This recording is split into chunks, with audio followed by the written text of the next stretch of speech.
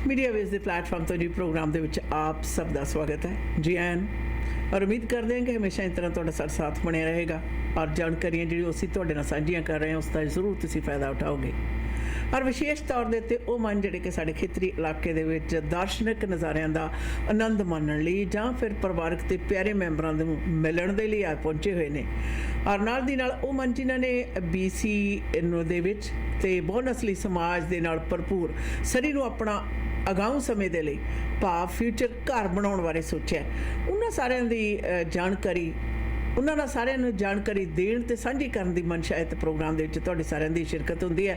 ਧੰਨਵਾਦ ਤੁਹਾਡਾ ਔਰ ਆਪਣੇ ਵਿਚਾਰਾਂ ਨੂੰ ਵੀ ਪ੍ਰੋਗਰਾਮ ਦੇ ਵਿੱਚ ਜ਼ਰੂਰ ਸ਼ਾਮਲ ਕਰਿਆ ਕਰੋ। ਔਰ ਜਿੱਥੇ ਗੱਲ ਉੱਠਦੀ ਹੈ ਅੱਜ ਦੀ ਗੱਲਬਾਤ ਦੀ ਉਹ ਇੱਕ ਬਹੁਤ ਪੇਚੀਦਾ ਮੈਂ ਇਸ ਤਰ੍ਹਾਂ ਕਹਾਂਗੀ ਪੇਚੀਦਾ ਦੇ ਨਾਲ ਨਾਲ ਲੱਗਦਾ ਸਰਲ ਹੈ ਪਰ ਸਰਲ ਹੈ ਨਹੀਂਗਾ। ਉਹ ਗੱਠਜੋੜਾ ਇੱਕ ਤਰੀਕੇ ਦੇ ਨਾਲ ਇੱਕ ਦੂਸਰੇ ਦੇ ਉੱਤੇ ਡਿਪੈਂਡੈਂਸੀ ਯਾਰ ਉਹਦੇ ਕਾਰਨ ਕੀ ਨੇ ਸਾਡੇ ਰਾਜਨੀਤਿਕ ਨੇਤਾਵਾਂ ਤੇ ਨੌਨ ਪ੍ਰੋਫਿਟ ਖੈਰਾਤੀ ਜਿਹੜੀਆਂ ਸੰਸਥਾਵਾਂ ਨੇ ਉਹਨਾਂ ਦੇ ਵਿਚਕਾਰ ਕੀ ਹੈ ਔਰ ਇਹ ਤਾਂ ਸਾਨੂੰ ਕਈ ਦਫਾ ਜ਼ਰਾ ਦਿਖਦਾ ਹੈ ਕਈ ਦਫਾ ਨਹੀਂ ਦਿਖਦਾ ਪਰ ਐਕਸਪੈਕਟੇਸ਼ਨਸ ਜਿਹੜੀਆਂ ਨੇ ਉਮੀਦਾਂ ਨੇ ਜਿਹੜੀਆਂ ਦੋਹਾਂ ਧਿਰਾਂ ਦੀਆਂ ਆਪਸ ਦੇ ਵਿੱਚ ਕੀ ਜੁੜੀਆਂ ਹੋਈਆਂ ਨੇ ਕੀ ਉਮੀਦਾਂ ਇਹ ਸਿੱਧੀਆਂ ਇੱਕ ਦੂਸਰੇ ਦੇ ਇਕਰਾਰਨਾਮੇ ਦੇ ਤਹਿਤ ਸਾਂਝੀਆਂ ਕੀਤੀਆਂ ਜਾਂਦੀਆਂ ਨੇ ਜਾਂ ਫਿਰ ਉਮੀਦ ਰੱਖੀ ਜਾਂਦੀ ਹੈ ਇਸ ਉਮੀਦ ਦੇ ਵਿੱਚ ਕਿ ਸਾਹਮਣੇ ਵਾਲੀ ਪਾਰਟੀ ਹੈ ਜਿਹੜੀ ਉਹ ਇਸ ਉਮੀਦ ਨੂੰ ਸਮਝੇ ਜਾਂ ਕਿ ਇਸ ਦੇ ਵਿੱਚ ਵੀ ਕੋਈ ਰਾਜਨੀਤਿਕ ਚਾਲ ਹੁੰਦੀ ਹੈ ਜਾਂ ਫਿਰ ਮੈਂਟਲ ਮੈਨੂਪੂਲੇਸ਼ਨ ਹੁੰਦੀ ਹੈ। ਇਸ ਦੇ ਸੰਬੰਧ ਦੇ ਵਿੱਚ ਅੱਜ ਦੇ ਪ੍ਰੋਗਰਾਮ ਦੇ ਵਿੱਚ ਕਰਾਂਗੇ ਜੀ ਆਪ ਸਭ ਦੇ ਨਾਲ ਜਾਣਕਾਰੀਆਂ ਸਾਂਝੀਆਂ ਕਿਉਂਕਿ ਸਾਡੇ ਇੱਥੇ ਸਥਾਨਕ ਖੇਤਰ ਦੇ ਵਿੱਚ ਖੈਰਾਤੀ ਸੰਸਥਾਵਾਂ ਦੇ ਨਾਲ ਨਾਲ ਰਾਜਨੀਤਿਕ ਸੋਚ ਰੱਖਣ ਵਾਲੇ ਔਰ ਰਾਜਨੀਤਿਕ ਜਿਹੜੇ ਲੋਕ ਨੇ ਉਹ ਵੀ ਇੱਕ ਵੱਡੀ ਪੱਧਰ ਦੇ ਉੱਤੇ ਜ਼ਿਆਦਾ ਵੱਡੀ ਵਸੋਂ ਹੈ ਜਿਹੜੀ ਉਸ ਨੂੰ ਪ੍ਰਭਾਵਿਤ ਕਰਨ ਦੇ ਹੀਲੇ ਵਸੀਲੇ ਹਰ ਵਕਤ ਆਪਣੀ ਰੁਝੇਵਿਆਂ ਭਰੀ ਜ਼ਿੰਦਗੀ ਦੇ ਵਿੱਚ ਹੋਰ ਰੁਝੇਵਾਂ ਬਣਾਉਂਦੇ ਨੇ।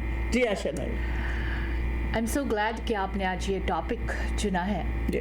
और हमारे जो लिसनर्स है लिविंग इन सरी और हु आर हियर इन सरी उन्हें भी ज़रूर पता होना चाहिए कि हमारे इस शहर के नॉन प्रॉफिट ऑर्गेनाइजेशंस का क्या सोच है और पॉलिटिशियंस के उनके साथ मिलना जुलना बैठना उठना किस वजह से है। It is very straight forward. जहाँ पर नॉन प्रॉफिट ऑर्गेनाइजेशंस की बातें होती है तो वहाँ पर पॉलिटिशियंस जो है वो चिपके हुए होते हैं।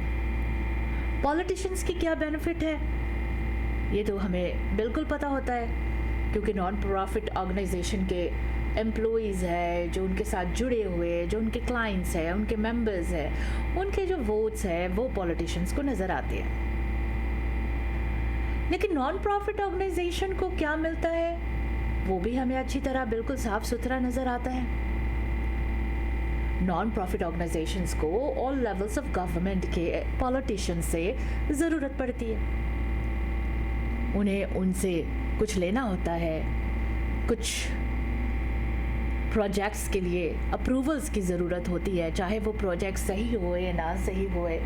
पॉलिटिशियंस को वो लोग वो कहते हैं ना कि फोर्सफुली काम करा लेते हैं। पॉलिटिशियंस को भी पता है अगर मैं मना करूं या मना करूंगी तो ये जो संस्था है इनके जो वोट्स है वो हमारे साथ नहीं रहेगी। So these are lot of things जो कॉमन है जो म्यूचुअल एक्सपेक्टेशंस है बिटवीन नॉन प्रॉफिट ऑर्गेनाइजेशंस और पॉलिटिशियंस की वो शरेआम खुले हमारे सामने नज़र आते हैं। बट हम में से बहुत लोग हैं जो इसे देखकर चुप हो जाते हैं और बहुत लोग हमारी तरह है जब ये देखते हैं तो गुस्सा करते हैं कि हम जहाँ जिस मुल्क में बैठे हैं इस मुल्क से हम करप्शन बिल्कुल दूर करना चाहते हैं। इस मुल्क में हम करप्शन की जो बू है वो भी नहीं चाहते हैं। बट अनफॉर्चुनेटली ये करप्शंस रोज़ाना बढ़ती जा रही है। इसके बारे में आज के इस प्रोग्राम में हम बातचीत करेंगे। अच्छा ना एक ना कहावत सुनते होंगे सी अजे भी है काफ़ी ज़्यादा कहते सज्जा धोवे खब्बे नूं खब्बा धोवे सज्जे नूं हत्थां दे उत्ते इहदा अर्थ हुंदी सी। और इस उदाहरण का मतलब तो ये सी कि समाजिक जिहड़ी सांझ है परिवारक सांझ तो लैके समाजिक सांझ तक एक दूसरे दे पूरक है। ਪਰ ਹੁਣ ਇਹ ਕਿਸੇ ਵੀ ਤਰੀਕੇ ਨਾਲ ਕਿਸੇ ਵੀ ਜਿਹੜਾ ਆਦੇਸ਼ ਜਾਂ ਉਪਦੇਸ਼ ਹੈ ਉਹਦੇ ਅੱਜ ਦੇ ਵਪਾਰੀਕਰਨ ਯੁੱਗ ਦੇ ਵਿੱਚ ਬੜੇ ਮਾਣੇ ਉਠਾ ਲਏ ਗਏ ਨੇ। ਹਾਂਜੀ, ਉਹਨੂੰ ਆਪਣੇ ਮਫਾਦ ਲਈ ਕਿਸ ਪ੍ਰਕਾਰ ਵਰਤਿਆ ਜਾ ਸਕਦਾ ਹੈ, ਗੋਲਡਨ ਰੂਲ ਨੂੰ ਵੀ ਉਸ ਨੂੰ ਆਪਣੇ ਮਫਾਦ ਲਈ ਵਰਤਿਆ ਜਾ ਰਿਹਾ। ਔਰ ਜਿੱਥੇ ਮਿਊਚੁਅਲ ਐਕਸਪੈਕਟੇਸ਼ਨਸ ਦੀ ਗੱਲ ਕਰਦੇ ਹਾਂ ਪੋਲੀਟੀਸ਼ੀਅਨ ਤੇ ਨਾਲ ਖਰਾਤੀ ਸੰਸਥਾਵਾਂ ਦੀਆਂ, ਇੱਥੇ ਅੱਛੀ ਗੱਲ ਹੈ ਅਗਰ ਇੱਕ ਨੁਕਤੇ ਤੋਂ ਦੇਖਿਆ ਜਾਵੇ, ਅੱਛੀ ਗੱਲ ਹੈ ਕਿ ਖਰਾਤੀ ਸੰਸਥਾਵਾਂ ਤੇ ਰਾਜਨੀਤਿਕ ਲੋਕਾਂ ਦੇ ਦਰਮਿਆਨ ਜਿਹੜੀ ਐਕਸਪੈਕਟੇਸ਼ਨਸ ਨੇ, ਸਾਂਝ ਹੈ ਜਿਹੜੀ ਉਹ ਹੋਣੀ ਚਾਹੀਦੀ ਹੈ ਜੀ। ਔਰ ਅਸੀਂ ਇਸ ਗੱਲ ਦੇ ਸਮਰਥਨ ਵੀ ਕਰਦੇ, ਪਰ ਉਹ ਸਹੀ ਅਕੀਦੇ ਲਈ ਹੋਵੇ ਨਾ। ਇਹ ਥੋੜੀ ਹੈ ਕਿ ਜਿੰਨਾ ਕੁ ਅੱਧਾ ਜਿਹੜਾ ਹਿੱਸਾ ਹੈ ਆਪਣੇ ਮਤਲਬ ਦਾ, ਉਸ ਨੂੰ ਬਾਕੀ ਹਿੱਸੇ ਦੇ ਮਨਸੂਬੇ ਜਿਹੜੇ ਕਿ ਨਿੱਜੀ ਨੇ, ਆਪਣੇ ਤੌਰ ਤੇ ਮਫਾਦ ਦੇ ਨਾਲ ਸੰਬੰਧਿਤ ਨੇ, ਉਹਨਾਂ ਦੀ ਪੂਰਤੀ ਦੇ ਲਈ ਵਰਤ ਲਿਆ ਜਾਵੇ। ਲੋਕਾਂ ਦੇ ਲਈ ਦੋਵੇਂ ਸਰਵਿਸਿਜ਼ ਪ੍ਰੋਵਾਈਡ ਕਰਦੇ ਨੇ, ਚਾਹੇ ਖੈਰਾਤੀ ਸੰਸਥਾਵਾਂ ਨੇ ਤੇ ਚਾਹੇ ਪੋਲੀਟੀਸ਼ੀਅਨਸ ਨੇ। ਜਦੋਂ ਲੋਕਾਂ ਦੇ ਹਿੱਤ ਦੇ ਲਈ ਫੈਸਲੇ ਹੁੰਦੇ ਆ, ਹਾਂਜੀ, ਵੈਰੀ ਗੁੱਡ, ਹੋਣਾ ਚਾਹੀਦਾ, ਪਰ ਲੋਕਾਂ ਦੇ ਹਿੱਤ ਲਈ ਫੈਸਲਿਆਂ ਦੇ ਵਿੱਚੋਂ ਆਪਣੇ ਜਿਹੜੇ ਨਿੱਜੀ ਮਫਾਦ ਨੇ ਉਹਨਾਂ ਨੂੰ ਜੋੜ ਲੈਣਾ ਜਾਂ ਉਹਨਾਂ ਦੀ ਪੂਰਤੀ ਹੈ ਜਿਹੜੀ ਉਹ ਕਰਵਾਉਣੀ, ਇਹ ਐਥੀਕਲੀ ਵੀ ਗਲਤ ਹੈ ਔਰ ਵੈਸੇ ਵੀ ਹਰ ਮਿਆਰ ਦੇ ਉੱਤੇ ਗਲਤ ਹੈ। ਮੇ ਵੀ ਅੱਜ ਦੇ ਵਪਾਰੀਕਰਨ ਲਾਭ ਹਾਨੀ ਦੇ ਯੁੱਗ ਦੇ ਵਿੱਚ ਕੁਝ ਲੋਕ ਸੋਚਦੇ ਹੁਣ ਨਹੀਂ ਜੀ ਅਸੀਂ ਤਾਂ ਠੀਕ ਆ। ਤਾਂ ਹੀ ਤੁਸੀਂ ਦੇਖੋ ਖਰਾਤੀ ਸੰਸਥਾਵਾਂ ਨੇ ਜਿਹੜੀਆਂ ਇੱਕ ਤਰੀਕੇ ਨਾਲ, ਜਦੋਂ ਤੁਸੀਂ ਉਹਨਾਂ ਨਾਲ ਗੱਲ ਕਰਦੇ, ਭਾਈ ਤੁਸੀਂ ਪੋਲੀਟੀਸ਼ੀਅਨ ਕਾਹਦੇ ਲਈ ਬੁਲਾਏ ਹੈ, ਪੋਲੀਟੀਸ਼ੀਅਨਸ ਦੀ ਕੀ ਲੋੜ ਹੈ? ਉਹ ਕਹਿੰਦੇ ਜੀ ਸਾਡੀ ਮਜਬੂਰੀ ਹੈ ਕਿਉਂਕਿ ਇਹਨਾਂ ਤੋਂ ਅਸੀਂ ਸਾਡੀਆਂ ਸੰਸਥਾਵਾਂ ਲਈ, ਸਾਡੀ ਕਮਿਊਨਿਟੀ ਲਈ ਜਿਹੜੇ ਕੰਮ ਕਰਵਾਉਣੇ ਚਾਹੁੰਦੇ ਆ ਤਾਂ ਕਿ ਅਸੀਂ ਕੰਮ ਕਰਵਾ ਸਕੀਏ। ਹਾਂਜੀ, ਤੇ ਅੱਛਾ ਜੀ, ਫਿਰ ਠੀਕ ਆ, ਅੱਛੀ ਗੱਲ ਆ, ਤੁਹਾਨੂੰ ਕੰਮ ਕਰਵਾਉਣੇ ਚਾਹੀਦੇ, ਪਰ ਉਹ ਤਾਂ ਤੁਸੀਂ ਕੰਮ ਦੱਸਣੇ ਹੈ, ਕਰਵਾਉਣੇ ਨਹੀਂ। ਤੁਸੀਂ ਕੰਮ ਦੱਸਣੇ ਹੈ ਕਿ ਸਾਡੀ ਆ ਕਮਿਊਨਿਟੀ ਦੀਆਂ ਆ ਲੋੜਾਂ ਨੇ, ਇੱਥੇ ਆ ਕੇ ਪੰਗਾ ਪੈਂਦਾ ਅਸ਼ਨਾ। ਜਦੋਂ ਤੁਸੀਂ ਕਹਿੰਦੇ ਹੋ ਕੰਮ ਕਰਵਾਉਣੇ ਹੈ, ਇਹ ਇੱਕ ਤਰੀਕੇ ਦੇ ਨਾਲ ਫਿਰ ਜੀ ਉਹ ਕਹਿਣਗੇ ਜੇ ਅਸੀਂ ਤੁਹਾਡੇ ਕੰਮ ਕਰਦੇ ਆ ਤੁਸੀਂ ਸਾਨੂੰ ਕੀ ਦਿੰਦੇ ਹੋ? ਇਹ ਸਾਡੇ ਘੱਟ ਗਿਣਤੀ ਦੇ ਜਿਹੜੇ ਭਾਈਚਾਰੇ ਆਸ਼ਨਾ, ਉਹਨਾਂ ਨੂੰ ਸਮਝ ਲੈਣਾ ਚਾਹੀਦਾ ਹੈ। ਇਹ ਨਹੀਂ ਤੁਸੀਂ ਕੀ ਕਹਿੰਦੇ ਹੋ, ਤੁਸੀਂ ਕਿਸ ਪ੍ਰਕਾਰ ਕਹਿੰਦੇ ਹੋ। ਕਮਿਊਨਿਟੀ ਦੇ ਆਹ ਕੰਮ ਨੇ, ਚੁਣੇ ਹੋਏ ਨੁਮਾਇੰਦੇ ਨੇ, ਉਹਨਾਂ ਨੂੰ ਇਹ ਪਤਾ ਹੋਣਾ ਚਾਹੀਦਾ, ਇਹ ਉਹਨਾਂ ਦਾ ਫਰਜ਼ ਬਣਦਾ ਹੈ ਉਹ ਕਰਨ। ਤੇ ਜਦੋਂ ਤੁਸੀਂ ਕਹਿੰਦੇ ਹੋ ਕੰਮ ਕਰਵਾਉਣੇ ਆ, ਇਹਦਾ ਮਤਲਬ ਤੁਸੀਂ ਡੈਸਪੀਰੇਟ ਹੋ। ਔਰ ਡੈਸਪੀਰੇਟ ਕਮਿਊਨਿਟੀ ਹੋਵੇ, ਵਿਅਕਤੀ ਹੋਵੇ, ਸਾਹਮਣੇ ਵਾਲਾ ਉਸ ਦਾ ਨਜਾਇਜ਼ ਫਾਇਦਾ ਉਠਾਏਗਾ। ਔਰ ਸੇਮ ਹੀ ਜਿਹੜਾ ਰੂਲ ਆ ਲਾਗੂ ਹੁੰਦਾ ਪੋਲੀਟੀਸ਼ੀਅਨਸ ਦੇ ਉੱਤੇ। ਅਗਰ ਉਹ ਖਰਾਤੀ ਸੰਸਥਾਵਾਂ ਦੇ ਸਾਹਮਣੇ ਗੋਡੇ ਟੇਕਦੇ ਆਪਣੀਆਂ ਵੋਟਾਂ ਲੈਣ ਦੇ ਲਈ, ਆਪਣੀ ਪਾਰਟੀ ਤੇ ਆਪਣੀ ਜਿੱਤ ਹੈ ਜਿਹੜੀ ਉਸ ਨੂੰ ਯਕੀਨੀ ਬਣਾਉਣ ਲਈ, ਤਾਂ ਉਹ ਵੀ ਗਲਤ ਨੇ, ਖਰਾਤੀ ਸੰਸਥਾਵਾਂ ਵੀ ਗਲਤ ਨੇ। ਇਹਦਾ ਮਤਲਬ ਫਿਰ ਤਾਂ ਲਾਭ ਹਾਨੀ ਦੇ ਆਧਾਰ ਦੇ ਉੱਤੇ ਸ਼ੁਰੂ ਹੋ ਕੇ ਕੰਮ ਬਲੈਕਮੇਲਿੰਗ ਤੱਕ ਜਾਂਦਾ ਹੈ। ਫਿਰ ਦੋਵੇਂ ਤਰ੍ਹਾਂ ਇੱਕ ਦੂਸਰੇ ਦੀਆਂ ਕਮਜ਼ੋਰੀਆਂ ਨੂੰ ਲੱਭਦੀ ਹੈ ਤੇ ਲਾਲਚ ਦਿੰਦੀ ਹੈ।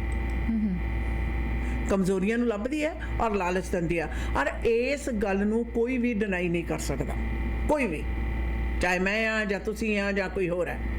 ਇੱਕ ਪਾਸੇ ਅਸੀਂ ਲੈ ਕੇ ਚੱਲਦੇ ਹਾਂ ਕਿ ਇਹ ਨਹੀਂ ਤੁਸੀਂ ਕੀ ਕਰਦੇ ਹੋ, ਕੰਮ ਕਰਨ ਦੇ ਪਿੱਛੇ ਧਾਰਨਾ ਕੀ ਹੈ ਤੁਹਾਡੀ, ਤੇ ਦੂਸਰੇ ਪਾਸੇ ਦੋਵੇਂ ਖੇਤਰ ਜਿਨ੍ਹਾਂ ਦਾ ਕੰਮ ਹੈ, ਜਿਨ੍ਹਾਂ ਦਾ ਪ੍ਰਿੰਸੀਪਲ ਅਸੂਲ ਹੈ ਪਹਿਲਾ ਕਿ ਤੁਸੀਂ ਆਪਣੀ ਮਨਸ਼ਾ ਪੂਰਤੀ ਦੇ ਲਈ ਨਹੀਂ ਬਲਕਿ ਲੋਕਾਂ ਦੀ ਸੇਵਾ ਭਾਵਨਾ ਦੇ ਅੰਤਰਗਤ ਕੰਮ ਕਰਨਾ। ਸੇਵਾ ਭਾਵਨਾ ਤੇ ਆਪਣੀ ਨਿੱਜੀ ਮਫਾਦ ਤਾਂ ਟੋਟਲ ਡਿਫਰੈਂਟ ਕਿਨਾਰੇ ਨੇ ਆਸ਼ਾਨਾ। ਬਿਲਕੁਲ, ਇੱਕ ਤਾਂ ਨਾਰਥ ਪੋਲ ਹੈ, ਇੱਕ ਤਾਂ ਸਾਊਥ ਹੈ। ਤੁਸੀਂ ਕਿਵੇਂ ਕਹਿ ਸਕਦੇ ਹੋ, ਕਿਵੇਂ ਕਹਿ ਸਕਦੇ ਹੋ ਕਿ ਇਹਦੇ ਵਿੱਚੋਂ ਕੁਝ ਸਹੀ ਨਿਕਲੇਗਾ? ਹਾਂ, ਕੁਝ ਕੁ ਦਿਨਾਂ ਤੋਂ ਇਹ ਗੱਲਾਂ ਬੜੀਆਂ ਕਲੀਅਰ ਹੋ ਰਹੀਆਂ ਨੇ ਕਿ ਕਿਸ ਪ੍ਰਕਾਰ ਜਿਹੜੀਆਂ ਖੈਰਾਤੀ ਸੰਸਥਾਵਾਂ ਨੇ ਉਹ ਵੀ ਪੋਲੀਟੀਸ਼ੀਅਨਸ ਨੂੰ ਦਿਖਾਉਂਦੀਆਂ ਨੇ। ਹੁਣ ਮੈਂ ਇਹ ਜਾਣਨਾ ਚਾਹੁੰਦੀ ਹਾਂ, ਦਿਖਾਉਂਦੀਆਂ ਨੇ ਜਾਂ ਕਿ ਲਾਲਚ ਦਿੰਦੀਆਂ ਨੇ? ਦੋਵੇਂ ਤਰ੍ਹਾਂ। ਜੇ ਖੈਰਾਤੀ ਸੰਸਥਾਵਾਂ ਆਪਣਾ ਇਕੱਠ ਦੀ ਗਿਣਤੀ ਦਿਖਾਉਂਦੀਆਂ ਨੇ ਤਾਂ ਜਿਹੜੇ ਪੋਲੀਟੀਸ਼ੀਅਨਸ ਨੂੰ, ਤਾਂ ਕਿ ਜੀ ਦੇਖੋ ਸਾਡੇ ਪਾਸ ਇਤਨੀ ਜ਼ਿਆਦਾ ਪਬਲਿਕ ਹੈ, ਉਹਦੀਆਂ ਵੋਟਾਂ ਨੇ, ਤਾਂ ਦੂਜੇ ਪਾਸੇ ਉਹ ਵੀ ਕਹਿੰਦੇ ਵੀ ਠੀਕ ਹੈ ਇਹਨਾਂ ਨੂੰ ਕੁਛ ਨਾ ਕੁਛ ਦੇ ਹੀ ਜਾਓ ਤੇ ਵੋਟਾਂ ਜਿਹੜੀਆਂ ਆਪਣੇ ਹੱਕ ਦੇ ਵਿੱਚ ਭੁਗਤਾਈ ਜਾਓ। बिल्कुल, इसके साथ साथ सवाल ये भी पैदा होता है दीदी, क्या नॉन प्रॉफिट ऑर्गेनाइजेशंस इन्वॉल्व हो सकते हैं पॉलिटिकल कैंपेन एक्टिविटीज़ में? और इसके बारे में कहते हैं कि organisation to be tax exempt under section 501(3) it cannot participate in or intervene in including the publishing or distributing of statements any political campaign on behalf of or in opposition to any candidate for public office. अब सवाल ये भी उठता है कि what is political campaign activity.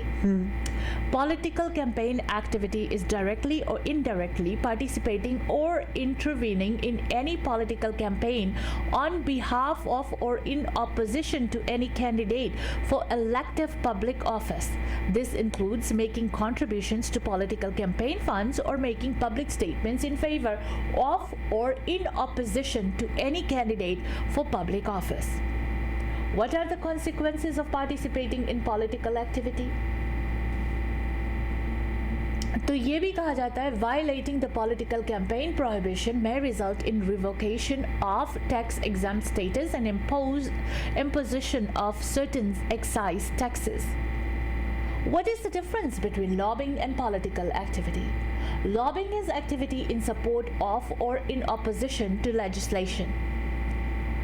Political activity is about supporting or opposing a candidate for elective office. What activities can jeopardize tax exempt status? The four main activities that can jeopardize the organization's tax exempt status are activity that results in private benefit for environment, lobbying activity if it constitutes a substantial part of the organization's overall activities or if it exceeds a predetermined dollar amount, any political campaign activity, and unrelated business activity that is substantial when compared with the organization's exempt function activities. What is the ban on political activity? It is requirement imposed by Congress of the privilege of being recognized as exempt from federal income tax section or the Internal Revenue Code. So ये जो बातें हैं, जब इन बातों को हम समझते हैं और देखते हैं और सुनते हैं तो इससे कई सवाल पैदा होते हैं. आजकल आप देख लो रिलीजियस ऑर्गेनाइजेशंस है जो नॉन प्रॉफिट ऑर्गेनाइजेशंस है. हर रिलीजियस ऑर्गेनाइजेशंस में पॉलिटिशियंस भागते दौड़ते जाते हैं, दौड़ लगा के जाते हैं, चाहे वो रिलीजन से बिलोंग करते हैं या नहीं करते. तो वहाँ पे जाके पॉलिटिशियंस अपने आप को प्रमोट करते हैं. और याद रखो ये रिलीजियस ऑर्गेनाइजेशंस जो है ये नॉन प्रॉफिट ऑर्गेनाइजेशंस है और शरेआम इन पॉलिटिशियंस को सपोर्ट दिया जाता है कैंपेन में कि हमारे लोग इन्हें सपोर्ट कर रहे हैं, हमारे लोग इन्हें सपोर्ट कर रहे हैं, हम ये कर रहे हैं, हम वो कर रहे हैं. So there is a lot of things कि जिसके वजह से हमारे जो जनता है, हमारे जो अवाम है वो सवाल उठा रहे हैं कि नॉन प्रॉफिट ऑर्गेनाइजेशंस जहाँ पर इन पॉलिटिशियंस की कैंपेनिंग हो रही है, शरेआम प्रेयर्स के वक्त बोला जाता है, बताया जाता है कि फलाने को सपोर्ट करो, फलाने को वोट दो, ये एक नॉन प्रॉफिट ऑर्गेनाइजेशन के अंदर हो रहा है. और फिर भी हम लोग कहते हैं कि हम सारे काम बड़े असूलों के साथ करते हैं, हमारी कोई प्रॉब्लम नहीं है, हम तो ये भी कर सकते हैं, हम वो भी कर सकते हैं. So there's a lot of questions which are gonna be asked in the show today. बाहर जितने भी हमारे लिसनर्स हैं उनको भी हम आज दावत दे रहे हैं कि हमारे प्रोग्राम में शामिल हो जी. 604-449-4444. अगर आपको भी लगता है कि हमारे नॉन प्रॉफिट ऑर्गेनाइजेशन में हमारे पॉलिटिशियंस की पॉलिटिकल कैंपेन होती है तो क्यों हो रही है. वापस आते हैं कुछ व्यापारिक संदेशों के बाद.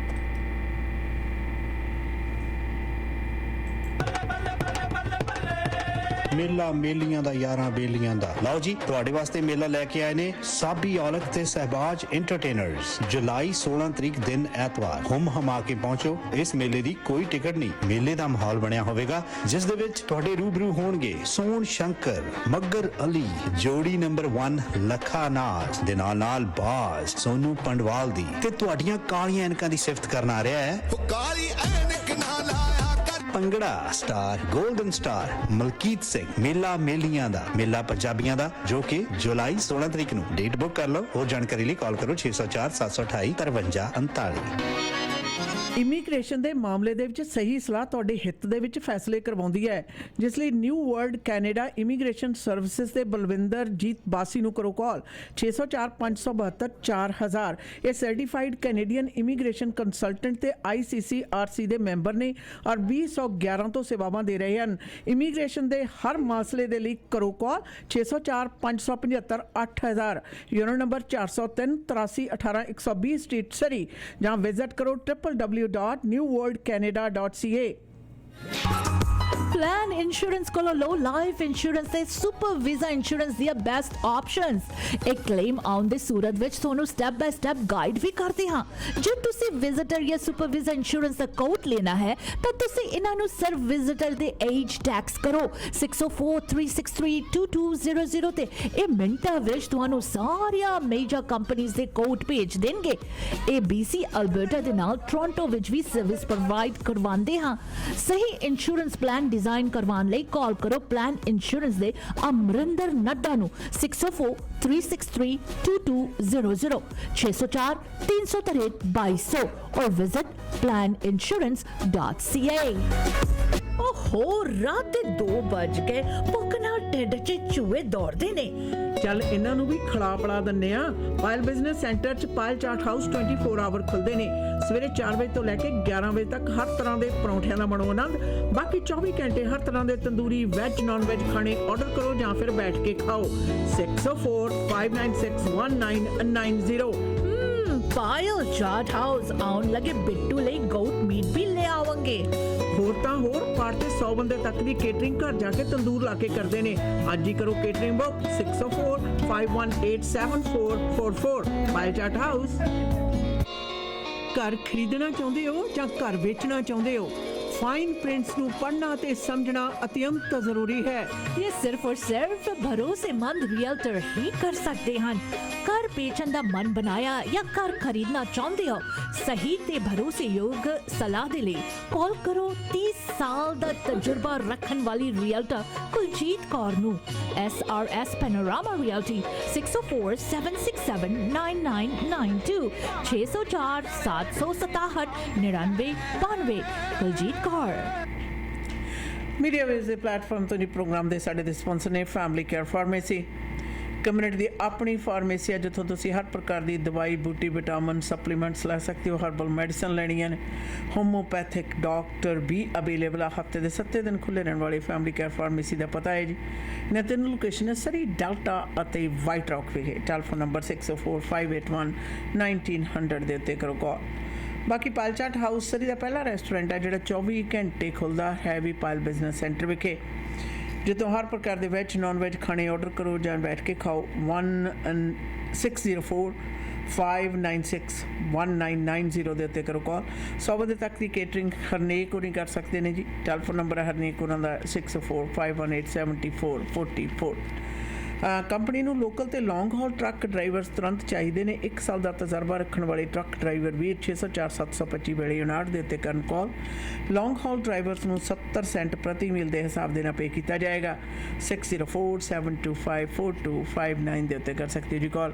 ਬਾਕੀ ਫੌਜਦਾਰੀ ਮਾਮਲਾ ਪੈ ਗਿਆ ਤਾਂ ਕ੍ਰਿਮੀਨਲ ਲਾਇਰ ਗਗਨ ਨਾਹਲ ਨਾਲ ਯਕਦਮ ਸੰਪਰਕ ਕਰੋ ਜੀ। 604 527 4769 ਦੇ ਉੱਤੇ BC ਅਲਬਰਟਾ ਮੈਨੀਟੋਬਾ ਤੇ ਅੰਟਰੀਓ ਵਰਗੇ 4 ਸੂਬਿਆਂ ਦੇ ਵਿੱਚ ਬੜੇ ਪੇਚੀਦਾ ਕੇਸ ਜਿੱਤ ਕੇ ਆਪਣੇ ਕਲਾਇੰਟਸ ਨੂੰ ਦੇ ਚੁੱਕੇ ਗਗਨ ਨਾਹਲ ਦੇ ਦਫ਼ਤਰ ਦਾ ਪਤਾ ਹੈ 63625 152 ਵੇ ਸਟਰੀਟ 604 527 4769 ਦੇ ਉੱਤੇ ਕਰ ਸਕਦੇ ਹੋ ਕਾਲ। ਬਾਕੀ Shahi catering and sweets and restaurant ਦੇ ਮਾਲਕ ਕੁਲਵਿੰਦਰ ਸਿੰਘ ਪੁੰਨੀ ਪ੍ਰੋਗਰਾਮ ਦੇ ਸਪਾਂਸਰ ਨੇ। ਪੁੰਨੀ ਸਾਹਿਬ ਦਾ ਨਾਂ ਜੀ ਕੇਟਰਿੰਗ ਦੀ ਦੁਨੀਆ ਦੇ ਵਿੱਚ ਆਪਣਾ ਵਿਸ਼ੇਸ਼ ਸਥਾਨ ਬਣਾ ਚੁੱਕੇ ਹੈ ਔਰ ਕੇਟਰਿੰਗ ਕਹਿੰਦੇ ਛੋਟੀ ਤੋਂ ਛੋਟੀ ਕਰਵਾਉਣੀ ਹੈ ਜਾਂ ਵੱਡੀ ਤੋਂ ਵੱਡੀ 150 ਬੰਦੇ ਦੀ ਕੈਪੈਸਿਟੀ ਦੇ ਹਾਲ ਦੇ ਵਿੱਚ ਪਾਰਟੀ ਬੁੱਕ ਕਰਨੀ ਹੈ ਤਾਂ ਨਿਸ਼ਚਿੰਤ ਹੋ ਕੇ Shahi catering and sweets and restaurant ਦੇ ਮਾਲਕ ਕੁਲਵਿੰਦਰ ਸਿੰਘ ਪੁੰਨੀ ਉਹਨਾਂ ਨੂੰ ਕਰੋ ਕਾਲ 6046711400 ਦੇ ਉੱਤੇ। ਬਾਕੀ ਇਸ ਦੇ ਨਾਲ ਨਾਲ ਰੈਸਟੋਰੈਂਟ ਇਹਨਾਂ ਦਾ 12815 85th ਐਵਨਿਊ 128 ਤੇ 85 ਦੇ ਕੋਨੇ ਦੇ ਉੱਤੇ ਹੈ, ਜਿੱਥੋਂ ਹਰ ਪ੍ਰਕਾਰ ਦੀਆਂ ਬਿਹਤਰੀਨ ਕੁਆਲਿਟੀ ਦੀਆਂ ਵੈਜ ਨਾਨ ਵੈਜ ਥਾਲੀਆਂ ਦਾ ਆਨੰਦ ਮਾਣੋ। ਹਰ ਤਰ੍ਹਾਂ ਦੇ ਪਰਾਂਠੇ, ਲਾਹੌਰੀ ਕੁਲਚਾ, ਗੋਟ ਮੀਟ ਕੜੀ ਦੇ ਨਾਲ ਤਾਜ਼ਾ ਮਿਠਾਈ ਲੈਣੀ ਹੈ, ਉਹ ਵੀ ਵੰਨ ਸਵੰਨੀ, ਤੇ ਵਿਆਹ ਦੀ ਭਾਜੀ ਆਰਡਰ ਕਰਨੀ ਹੈ ਤਾਂ Shahi catering and sweets and restaurant ਤੇ ਪਧਾਰੋ 12815 85th ਐਵਨਿਊ। ਟੈਲੀਫੋਨ ਨੰਬਰ ਹੈ ਸਰਦਾਰ ਕੁਲਵਿੰਦਰ ਸਿੰਘ ਪੁੰਨੀ ਹੋਰਾਂ ਦਾ 604671 1400 604 671 1400 ਦੇ ਉੱਤੇ ਕਰ ਸਕਦੇ ਹੋ ਜੀ ਕਾਲ। ਇਸ ਦੇ ਨਾਲ ਦੱਸ ਦਈਏ ਕਿ ਘਰ ਨਵਾਂ ਬਣਾਇਆ ਜਾਂ ਬਣਾ ਰਹੇ ਹੋ ਜੀ, ਮਾਫ ਕਰਨਾ, ਤੇ ਜਾਂ ਘਰ ਰੈਨੋਵੇਟ ਕਰ ਰਹੇ ਹੋ, ਦੋਨੋਂ ਹਾਲਾਤਾਂ ਦੇ ਵਿੱਚ ਹਾਈ ਐਂਡ ਬ੍ਰਾਂਡ ਨੇਮਸ ਨੂੰ ਕੈਰੀ ਕਰਨ ਵਾਲੇ ਲੋਅਰ ਮੇਲੈਂਡ ਦੇ ਮਸ਼ਹੂਰ ਨਾਮ HTA ਪ੍ਰੋਡਕਟਸ ਦੇ ਸ਼ੋਰੂਮ ਦੇ ਵਿੱਚ ਇੱਕ ਵਾਰੀ ਗੇੜਾ ਜ਼ਰੂਰ ਮਾਰੋ। HTA ਪ੍ਰੋਡਕਟਸ ਦੇ ਸ਼ੋਰੂਮ ਰਿਚਮੰਡ, ਵੈਨਕੂਵਰ ਤੇ ਸਰੀ ਵਿਖੇ ਨੇ ਔਰ ਹਾਈ ਐਂਡ ਬ੍ਰਾਂਡ ਨੇਮਸ ਨੂੰ ਕੈਰੀ ਕਰਦੇ ਨੇ। ਔਰ ਕਿਸੇ ਪ੍ਰਕਾਰ ਦੀ ਹੋਰ ਜਾਣਕਾਰੀ ਦੇ ਲਈ ਤੁਸੀਂ ਸਾਬੀ ਔਲਖ ਹੋਰਾਂ ਨਾਲ ਕਰ ਸਕਦੇ ਹੋ ਸੰਪਰਕ 6047285339 ਦੇ ਉੱਤੇ। ਬਾਕੀ black and white auto body ਵਾਲੇ ਸਾਡੇ ਪ੍ਰੋਗਰਾਮ ਦੇ ਸਪਾਂਸਰ ਨੇ। ਗੱਡੀ ਦਾ ਐਕਸੀਡੈਂਟ ਹੋਣ ਦੀ ਸੂਰਤ ਦੇ ਵਿੱਚ ਨਿਸ਼ਚਿੰਤ ਹੋ ਕੇ black and white auto body ਦੇ ਪੁਸ਼ਮਿੰਦਰ ਗੁਰਮੁਨਾ ਨਾਲ ਜ਼ਰੂਰ ਸੰਪਰਕ ਕਰੋ। ਬੈਸਟ ਕਸਟਮਰ ਸਰਵਿਸ ਪ੍ਰਦਾਨ ਕਰਦੇ ਨੇ, ਕੰਮ ਲਾਜਵਾਬ ਕਰਦੇ ਨੇ, ਪ੍ਰੋਫੈਸ਼ਨਲ ਨੇ, ਪੂਰੇ ਕੰਮ ਦੇ ਵਿੱਚ ਕੋਈ ਕਮੀ ਨਹੀਂ ਛੱਡਦੇ। Perfect colour matching auto body shop ਦੇ ਵਿੱਚ ਕਰਨ ਦੇ ਵਿੱਚ ਮਾਹਰ ਨੇ। ਕਲੇਮ ਤੁਹਾਡਾ ICBC ਦਾ ਤੇ ਜਾਂ ਫਿਰ ਤੁਸੀਂ ਜੀ ਪ੍ਰਾਈਵੇਟ ਕਲੇਮ ਦੇ ਅੰਤਰਗਤ ਆਪਣੀ ਟੁੱਟੀ ਭੱਜੀ ਗੱਡੀ ਦੀ ਰਿਪੇਅਰ ਕਰਵਾਉਣੀ ਹੈ, ਕੋਈ ਵੀ ਫੈਸਲਾ ਕਰਨ ਤੋਂ ਪਹਿਲਾਂ ਇੱਕ ਕਾਲ ਪੁਸ਼ਮਿੰਦਰ ਗੁਰਮੁਨਾ ਨੂੰ ਜ਼ਰੂਰ ਕਰੋ 6045030988 ਦੇ ਉੱਤੇ। ਯੂਰੋ ਨੰਬਰ 1620 7823 132 ਸਟਰੀਟ ਦੇ ਉੱਤੇ ਤੁਸੀਂ ਪਧਾਰ ਸਕਦੇ ਹੋ। Black and white auto body ਵਾਲੇ ਸਾਡੇ ਪ੍ਰੋਗਰਾਮ ਦੇ ਸਪਾਂਸਰ ਨੇ। ਔਰ ਮੀਡੀਆ ਵੇਸ ਦੇ ਪਲੇਟਫਾਰਮ ਤੋਂ ਅੱਜ ਦੇ ਪ੍ਰੋਗਰਾਮ ਦੇ ਵਿੱਚ ਜਿਸ ਨੁਕਤਾ ਨਜ਼ਰ ਦੇ ਉੱਤੇ ਗੱਲਬਾਤ ਚੱਲ ਰਹੀ ਹੈ ਉਹ ਯਾਦ ਲਾ ਦਈਏ ਜੀ, ਉਹ ਹੈ ਖਾਸ ਤੌਰ ਦੇ ਉੱਤੇ ਸਾਡੇ ਆਮ ਪੋਲੀਟੀਸ਼ੀਅਨ ਤੇ ਨਾਲ ਦੀ ਨਾਲ ਖਰਾਤੀ ਸੰਸਥਾਵਾਂ ਨੇ ਜਿਹੜੀਆਂ ਉਹਨਾਂ ਦੇ ਦਰਮਿਆਨ ਸਾਂਝੇ ਤੌਰ ਦੇ ਉੱਤੇ ਇੱਕ ਦੂਸਰੇ ਤੋਂ ਕਾਹੜੀਆਂ ਕਿਹੜੀਆਂ ਉਮੀਦਾਂ ਹੁੰਦੀਆਂ ਨੇ। ਕੀ ਉਮੀਦਾਂ ਜ਼ਿਆਦਾ ਵੀ ਹੁੰਦੀਆਂ ਨੇ ਜਾਂ ਕਿ ਢੱਕੀ ਰਿੱਝੇ ਕੋਈ ਨਾ ਬੁੱਝੇ, ਤੇ ਜਦੋਂ ਉਮੀਦਾਂ ਪੂਰੀਆਂ ਨਹੀਂ ਹੁੰਦੀਆਂ ਫਿਰ ਲੜਾਈ ਦੇ ਰੂਪ ਦੇ ਵਿੱਚ ਭਾਫਾਂ ਛੱਡਦੀਆਂ ਲੜਾਈਆਂ ਨੇ ਜਿਹੜੀਆਂ ਉਹਨਾਂ ਦੇ ਰੂਪ ਦੇ ਵਿੱਚ ਸਾਹਮਣੇ ਆਉਂਦੇ ਨੇ, ਜਾਂ ਫਿਰ ਉਸੇ ਦੇ ਵਿੱਚੋਂ ਇੱਕ ਦੂਸਰੇ ਦੇ ਕੰਮ ਨਾ ਕਰਕੇ ਵਕਤੀ ਤੌਰ ਤੇ ਨੁਕਸਾਨ ਪਹੁੰਚਾਉਣ ਵਾਲੀਆਂ ਜਿਹੜੀਆਂ ਕਿਰਿਆਵਾਂ ਨੇ ਉਹਨਾਂ ਦੇ ਰੂਪ ਦੇ ਵਿੱਚ ਸਾਹਮਣੇ ਆਉਂਦੀਆਂ ਨੇ। ਐਕਸਪੈਕਟੇਸ਼ਨਸ ਪੋਲੀਟੀਸ਼ੀਅਨ ਤੇ ਖਰਾਤੀ ਸੰਸਥਾਵਾਂ ਦੇ ਦੌਰਾਨ ਆਸ਼ਾ ਨਾਲ ਦੇਖਿਆ ਜਾਵੇ ਕਈ ਦਫਾ ਪਿਛਲੇ ਕੁਝ ਸਮੇਂ ਤੋਂ ਇਸ ਤਰ੍ਹਾਂ ਲੱਗਦਾ ਕਿ ਸਾਰੇ ਕਸ ਦਾ ਵਪਾਰੀਕਰਨ ਹੋਇਆ, ਚਾਹੇ ਖਰਾਤੀ ਸੰਸਥਾਵਾਂ ਨੇ ਔਰ ਚਾਹੇ ਖਰਾਤੀ ਸੰਸਥਾਵਾਂ ਦੇ ਲਾਇਸੈਂਸ ਹੈ ਜਿਹੜਾ ਉਹਦੇ ਹੇਠਾਂ ਰਿਲੀਜੀਅਸ ਸੰਸਥਾਵਾਂ ਨੇ ਜਿਹੜੀਆਂ ਆਉਂਦੀਆਂ ਨੇ ਰਜਿਸਟਰ ਹੋਈਆਂ ਨੇ, ਤੇ ਚਾਹੇ ਪੋਲੀਟੀਸ਼ੀਅਨ ਨੇ। ਇਹ ਸਵਾਲ ਬਾਰ-ਬਾਰ ਉੱਠਦਾ ਹੈ ਕਿ ਲੋਕੀ ਤਾਂ ਕਹਿੰਦੇ ਨੇ ਰਾਜਨੀਤੀ ਤੇ ਧਰਮ ਨੂੰ ਤੁਸੀਂ ਅਲੱਗ ਨਹੀਂ ਕਰ ਸਕਦੇ, ਔਰ ਧਰਮ ਹੈ ਜਿਹੜਾ ਇੱਥੇ ਦੀਆਂ ਧਾਰਮਿਕ ਸੰਸਥਾਵਾਂ ਨੇ ਉਹ ਵੀ ਨਾਨ ਪ੍ਰੋਫਿਟ ਆਰਗੇਨਾਈਜੇਸ਼ਨਸ ਦੇ ਹੇਠਾਂ ਸੁਸਾਇਟੀਆਂ ਦੇ ਹੇਠਾਂ ਰਜਿਸਟਰਡ ਨੇ। ਇਹਦੇ ਨਾਲ ਸਗਾ ਤਕੂਨੀ ਇਹ ਉਲਝਣ ਬਣ ਗਈ ਆਸ਼ਾ ਨਾਲ। ਕਿਸੇ ਨੇ ਇੱਕ ਵਾਰੀ ਮੈਨੂੰ ਕਿਹਾ, ਕਹਿੰਦੇ ਵੀ ਵਾਟ ਡੂ ਯੂ ਥਿੰਕ? ਮੈਂ ਕਿਹਾ ਜੇ ਇਹਨੂੰ ਸਰਲ ਕਰਕੇ ਦੇਖਿਆ ਜਾਵੇ, ਚਾਹੇ ਪੋਲੀਟੀਸ਼ੀਅਨ ਹੈ ਤੇ ਚਾਹੇ ਧਾਰਮਿਕ ਸੰਸਥਾਵਾਂ ਨੇ ਤੇ ਚਾਹੇ ਮਨੋਰੰਜਨ ਵਾਲਾ ਖੇਤਰ, ਇਹਨਾਂ ਦੇ ਗਾਹਕ ਤਾਂ ਸੇਮ ਹੀ ਨੇ। ਬਸ ਉਹਨਾਂ ਗਾਹਕਾਂ ਨੂੰ ਆਪਣੇ ਮਫਾਦ ਲਈ ਕਹਿ ਸਕਦੇ ਆ ਉਲਝਾਉਣ ਲਈ, ਪਸਲਾਉਣ ਲਈ ਤੇ ਉਕਤਾਉਣ ਦੇ ਲਈ ਸਾਰੇ ਦੇ ਸਾਰੇ ਫਾਰਮੂਲੇ ਨੇ। ਬੇਸਿਕ ਫਾਰਮੂਲਾ ਸਾਰੇ ਇੱਕ ਹੀ ਵਰਤਦੇ ਆ, ਇਸੇ ਕਰਕੇ ਇਸ ਗੱਲ ਦੀ ਸਾਂਝੇਦਾਰੀ ਹੈ। ਔਰ ਇਸੇ ਕਰਕੇ ਕਈ ਦਫਾ ਆਮ ਪਬਲਿਕ ਦਾ ਜਿਹੜਾ ਵਿਅਕਤੀ ਆ ਉਹ ਸੋਚਦਾ ਕਿ ਹਾਂ ਇਹਨਾਂ ਤਿੰਨਾਂ ਦੇ ਕੰਮ ਤਾਂ ਬਿਲਕੁਲ ਵੱਖੋ ਵੱਖਰੇ ਨੇ, ਇਹ ਇੱਥੇ ਕਾ ਕੇ ਕਿਵੇਂ ਇਕੱਠੇ ਹੋ ਜਾਂਦੇ ਨੇ, ਵਿੱਚੇ ਪੋਲੀਟੀਸ਼ੀਅਨ, ਵਿੱਚੇ ਧਾਰਮਿਕ ਬਾਬੇ ਤੇ ਵਿੱਚੇ ਮਨੋਰੰਜਨ ਕਰਨ ਵਾਲੇ। What is the reason? ਮੈਂ ਭਾਈ ਗਾਹਕ ਸਾਰਿਆਂ ਦੇ ਸੇਮ ਨੇ, ਇੱਕ ਵੋਟਾਂ ਦੇ ਰੂਪ ਦੇ ਵਿੱਚ ਗਾਹਕ ਨੇ, ਦੂਜੇ ਧਾਰਮਿਕ ਆਸਥਾ ਦੇ ਰੂਪ ਦੇ ਵਿੱਚ ਗਾਹਕ ਨੇ, ਤੇ ਤੀਸਰੇ ਆਪਣਾ ਮਨੋਰੰਜਨ ਦੇ ਰੂਪ ਦੇ ਵਿੱਚ ਗਾਹਕ ਨੇ। ਇੱਕ ਵੋਟਾਂ ਦੇ ਵਿੱਚ ਮੁਆਵਜ਼ਾ ਤਾਰਦੇ ਨੇ, ਬਾਕੀ ਦੋ ਖੇਤਰ ਦੇ ਵਿੱਚ ਸਤਿਕਾਰਤ ਤੇ ਆਪਣੇ ਨਿੱਜੀ ਪਸੰਦ ਦੇ ਆਧਾਰ ਦੇ ਉੱਤੇ ਪੈਸੇ ਦੇ ਰੂਪ ਦੇ ਵਿੱਚ ਖਮਿਆਜਾ ਜਿਹੜਾ ਨਾ ਉਹ ਉਤਾਰਦੇ ਨੇ। ਅਰੇ ਨਾ ਤਿੰਨਾਂ ਦੇ ਵਿੱਚ ਇਹ ਇੱਕ ਲਿੰਕ ਹੈ। ਇਸੇ ਕਰਕੇ ਬਹੁਤੇਰੀ ਦਫਾ ਤੁਸੀਂ ਕਦੇ ਵੀ ਦੇਖੋ, ਚੋਣ ਪ੍ਰਚਾਰ ਦੇਖੋ ਜਾਂ ਕੁਝ ਵੀ ਹੋਵੇ, ਇਹ ਤਿੰਨੇ ਇਕੱਠੇ ਹੋ ਜਾਂਦੇ ਨੇ ਆਸ਼ਾ ਨਾਲ, ਆਪਸ ਵਿੱਚ ਹੀ ਇੱਕ ਦੂਜੇ ਦੇ ਪੂਰਕ ਹੋ ਜਾਂਦੇ ਨੇ। ਆਮ ਪਬਲਿਕ ਕਹਿੰਦੀ ਹੈ ਸਾਨੂੰ ਤਾਂ ਵੈਸੇ ਤਿੰਨੇ ਖੇਤਰ ਅਲੱਗ-ਅਲੱਗ ਲੱਗਦੇ ਆ, ਪਰ ਇਹ ਤਿਕੜੀ ਫਿਰ ਇਕੱਠੀ ਕਿਵੇਂ ਹੋ ਜਾਂਦੀ ਹੈ? ਦਿਸ इज व्हाट इट इज। वैसे दीदी जी अब बाकी सेम है। नॉन प्रॉफिट ऑर्गेनाइजेशंस की बात करते हैं तो साल 2020 का आपको पता ही है कि political scandal took place in Canada ji, और regarding the awarding of a federal contract to वी Charity to administer the $912 million Canada Student Service Grant Program. वो कोई नहीं भूल सकता आशा। The controversy arose when it was revealed that the We Charity had previously paid close family of Prime Minister Justin Trudeau to appear at its events, despite making claims to the contrary. In total, Craig Kalberger confirmed at a parliamentary committee We Charity paid approximately $425,000 to Trudeau's family, including expenses. We Charity also used pictures of Trudeau's family members as celebrity endorsements to in their application.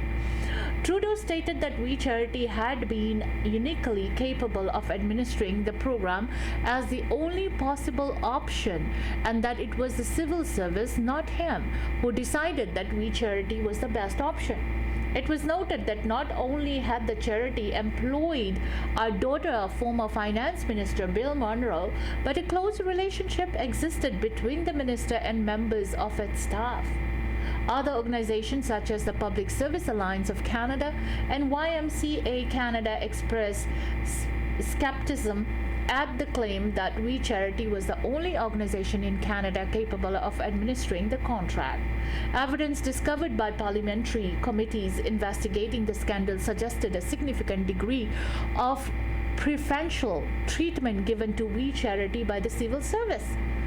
While We Charity was allowed to repeatedly revise its proposals for the program, a common occurrence in sole source contracts, no calls for proposals was ever issued, nor were any received from any other organization. Reports also indicated that this was further amplified by pressure from Monroe to make the decision. Then the Ethics Commissioner, Maria Dionne's report on the involvement of Trudeau, entitled The Trudeau Report, confirmed his assertion that Canada's civil service had recommended We Charity to manage the Canada Student Service Grant Program. Dionne found that on May 22nd of 2020, Trudeau agreed to the recommendation following a briefing on the previous day in which they conveyed their determination that We was the only existing organization capable of managing the nationwide programs upon short notice. The report exonerated Trudeau in the scandal, commenting, "In light of the evidence gathered in the examination and on the reasons outlined above, I find that Mr. Trudeau did not contravene subsection 6(1), section 7 or section 21 of the Act." He added, "In my view, the creation and eventual ratification of the Canada Student Service Grant was not done properly."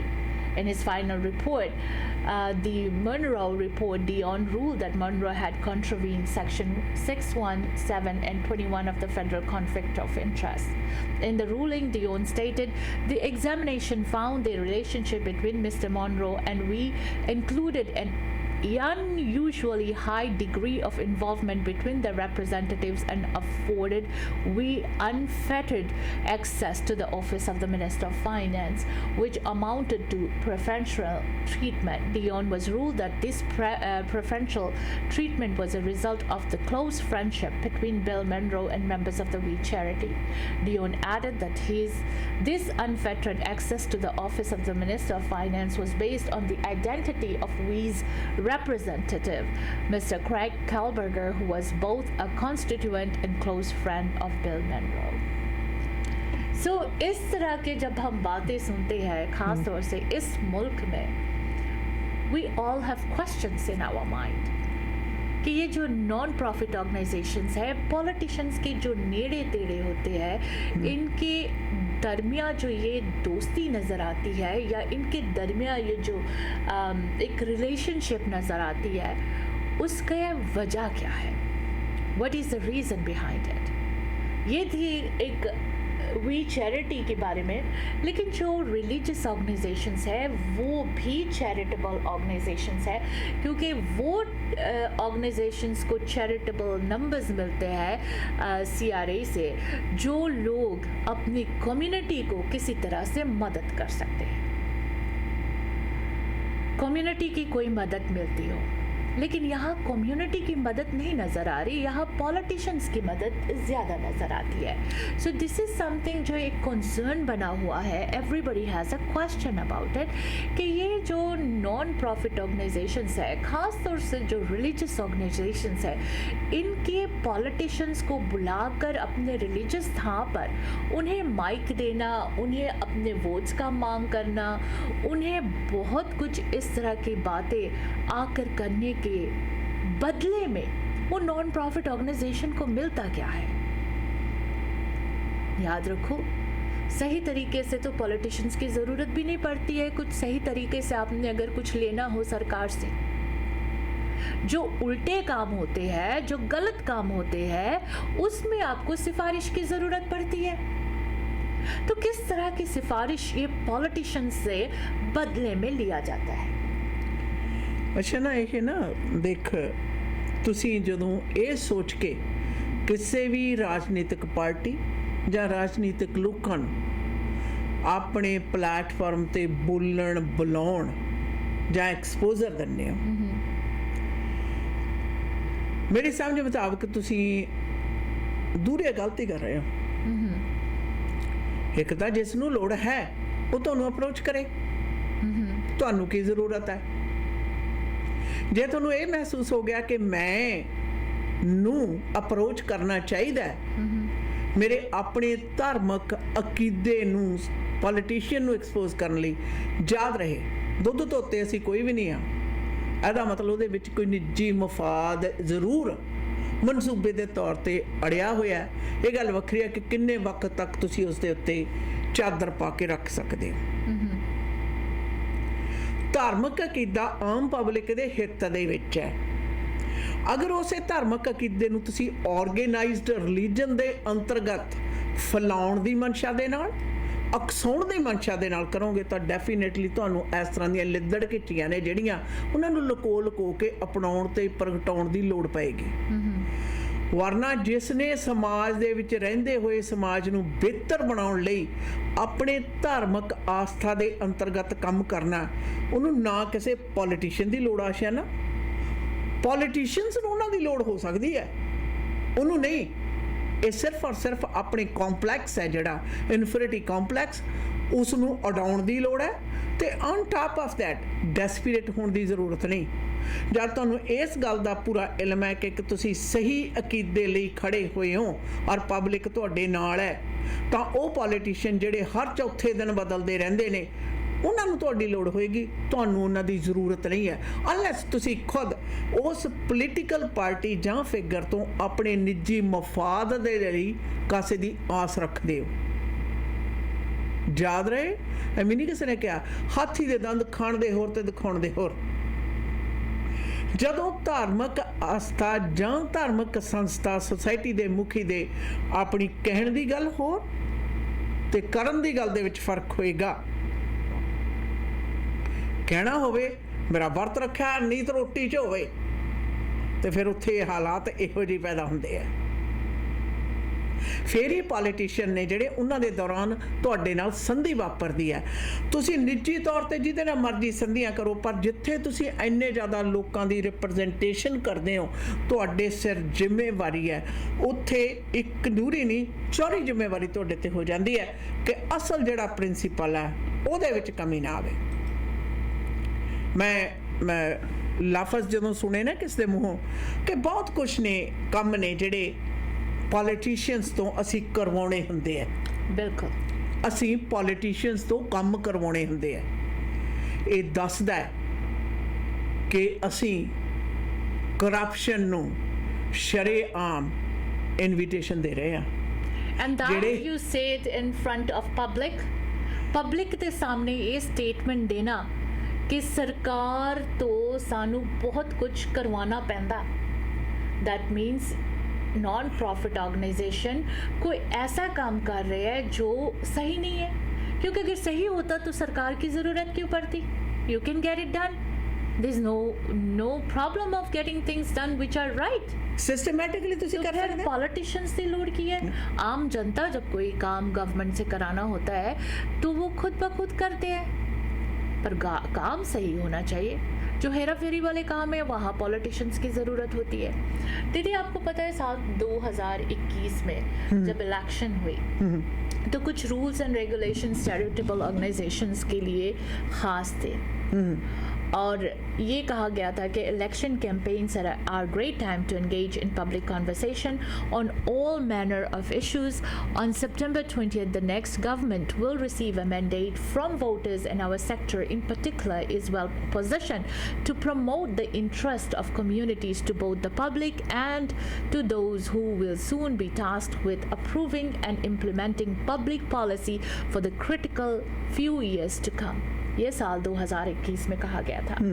In recent years, some of the rules of engagement for charities and non-profits during federal election campaign periods have changed. We outline what is important to know. Elections Canada has also produced a comprehensive question and answer document providing an overview of third-party regulations and obligations. For more details, you can see the June 2021 handbook. Charities still cannot engage in partisan activity. Under the Income Tax Act, charities are not permitted to engage in either direct or indirect partisan activity. And the same goes for election season. However, the nature of electoral campaigns can make this challenge to discern. Do not express support for a candidate, political party, or party leader, including encouraging your community to vote for or against. No door-to-door canvassing or get out the vote activities. Election surveys conducted by the purpose of supporting a candidate or party are all offside. Do not use your charity's resources to support a candidate or party, including donations or tickets to fundraisers. When hosting events or debates with candidates, ensure all parties are invited. So, अक्सर हम देखते हैं कि non profit organisations जो हमारे religious societies है वहाँ पर अपने जो पसंद पार्टीज़ है उनको बुलाया जाता है, दूसरे पार्टी मेंबर्स को नहीं बुलाया जाता है। ये गलत बात है। अगर आप एक लीडर बन के आगे बन के एक डिबेट कराना चाहते हो तो हर एक पार्टी के मेंबर्स को इनविटेशन जाना ज़रूरी होता है, नहीं तो इसका मतलब ये है कि आप सिर्फ जिनको सपोर्ट देना चाहते हो उनको बुलाते हो, दूसरों को नहीं बुलाते हैं। और किसी भी तरह से आप ये नहीं बोल सकते हैं अपने कम्युनिटी के लोगों को कि सिर्फ फलाने बंदे को वोट करना है या फलाने पार्टी को वोट करना है। ये अगेंस्ट द रूल है। अगर किसी ने आपकी शिकायत कर दी, हो सकता है आपका जो चैरिटी नंबर है वो रिवोक हो जाएगा। आजकल हर किसी के हाथ में स्मार्टफोन होता है, और किसी ने अगर वीडियो बना के आपकी कंप्लेन कर दी तो इसका मतलब है कि आपकी चैरिटेबल नंबर जो है वो